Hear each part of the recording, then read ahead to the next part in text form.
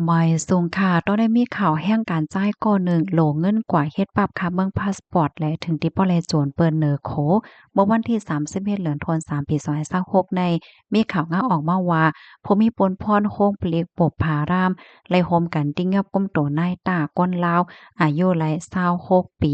ยึดไลป้าโฟนมือถือ1เครื่องติ้งยอบไลดีขอพุทธายอดฟ้าเมืองเกาะกรุงเทพในออ ลองตั้งมันได้ก่อป่นมาเมื่อวันที่30กินข้าวยามกลางคืนหมอก11โมงปลาย30มินิตใน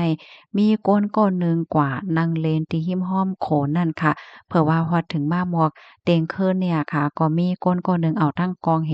กว่าหลอกเงิดกว่างาเสให้เอาโฟนในปันไหนเนาะผู้ใจก็นั่นก็จังไรเอาโฟนในยืนปันเหเลียนกว่าซอนโตไตโขค่ะสืบนั่นก็เลยกว่าตึงลาติภูมิปนพรเขา ผู้มีปนพรเขาเนี่ยก็ไล่ไต่เงินหาทรัพย์สินหลักฐานเลื่อนสุดก็ไล่ฮู้ว่าก้นห้ายก้นนั้นไหน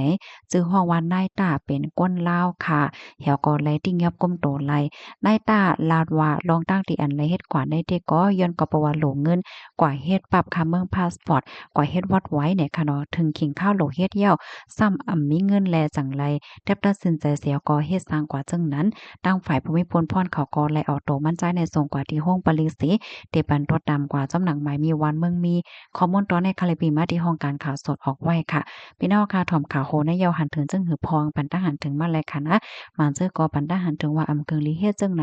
มานเจอก็ว่าโหลเฮ็ดประเทศไว้อำจังหือและๆเฮ็ดกว่าจังนั้นโยว่าจังหวัดจังไหนเนี่ยค่ะเนาะจึงหือก็ปันทหารถึงมาเลยค่ะออกไม่ทรงค่ะ